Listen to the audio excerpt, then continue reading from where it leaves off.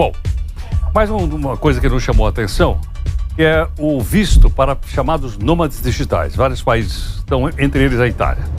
Para a gente poder entender isso, nós pedimos a doutora Thalita da Lago Fermanian, que é doutora em Direito Internacional e diretora da IB Business Group, para conversar um pouquinho conosco. Doutora Thalita, muito obrigado aqui por atender o jornal Nova Brasil. Bom dia, Heródoto, a alegria é minha, quero dizer da satisfação, falando com sua admiração.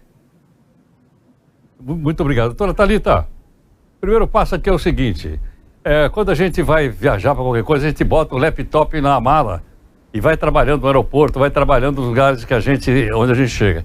Isso seria um nômade digital, não? Não, na verdade, não. São as possibilidades. Essa é uma lei que ela já estava no parlamento italiano há algum tempo, há 2 anos, e ela apareceu agora, início do ano, em março.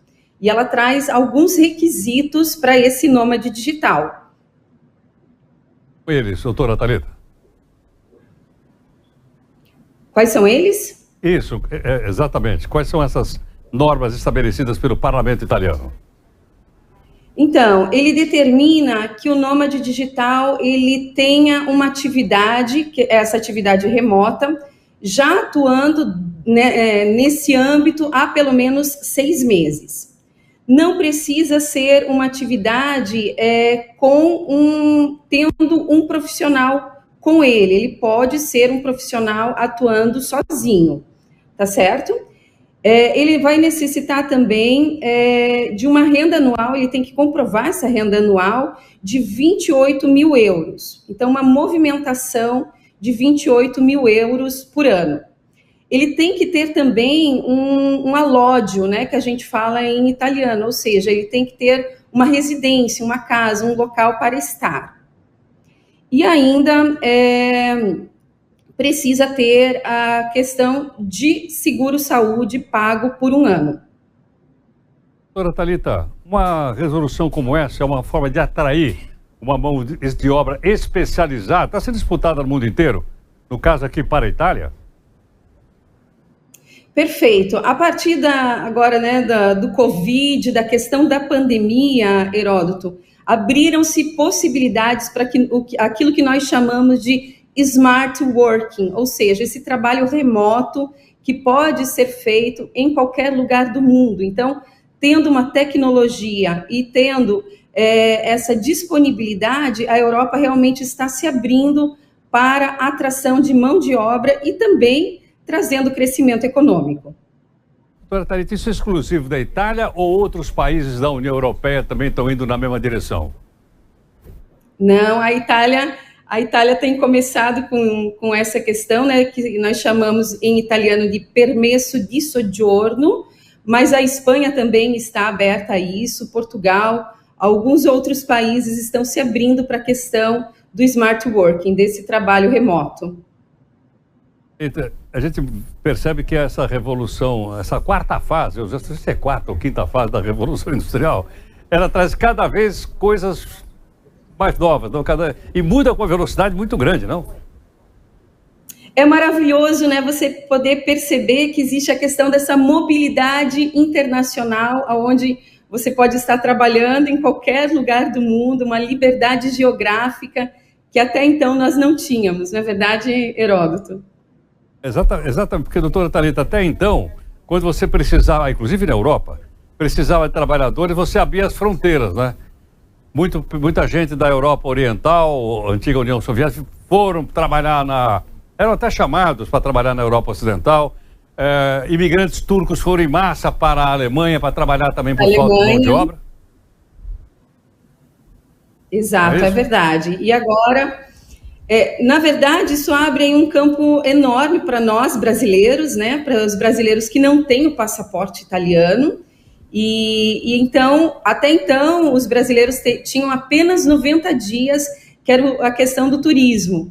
E através desse permesso de soggiorno do nômade digital, ele te concede uma permissão de 1 ano no país, né, na Europa, podendo ser renovado por mais tempo. E ainda, Heródoto, gostaria de dizer que há a questão de que ele acrescenta, ele soma a família. Então, esse permesso de soggiorno, ele traz também o raggiungimento familiar, ou seja, se você é pai de família e tem acesso a esse visto, você pode também levar, né, a sua esposa e os seus filhos por meio desse visto sem qualquer problema. Isso tem atraído também pessoas do Brasil em direção à Itália e à Europa para trabalhar com esse visto de nômade digital? Sem dúvida alguma, nós temos sido muito procurados. É claro que o Brasil tem pelo menos aí 30 milhões de brasileiros que têm direito à cidadania italiana, então as nossas raízes são muito italianas, né? Que têm o direito também ao passaporte italiano, mas aqueles que não têm, então eles poderão ingressar, poderão trabalhar e usufruir da bela vita na Itália sem qualquer restrição, sem qualquer problema. Exatamente. Poderão, inclusive, assistir o discurso do Papa lá na Praça de São Pedro, né? Ao vivo. No Vaticano. É verdade. Entre outras coisas maravilhosas que a Itália tem. E você lembrou bem, uma boa parte da nossa população brasileira, entre outras correntes migratórias. Aliás, nós tivemos recentemente até o aniversário, acho que foi 150 anos do início da colonização italiana no Brasil, salvo engano. Foi isso ou não? Italiana. Exatamente. 150 chegava anos. No Espírito Santo. Perfeito. Exatamente. Bom, eu estou falando em defesa de causa própria, porque minhas duas avós vieram da Itália. E se encontraram meus dois avós aqui no Brasil. E o senhor tem passaporte italiano?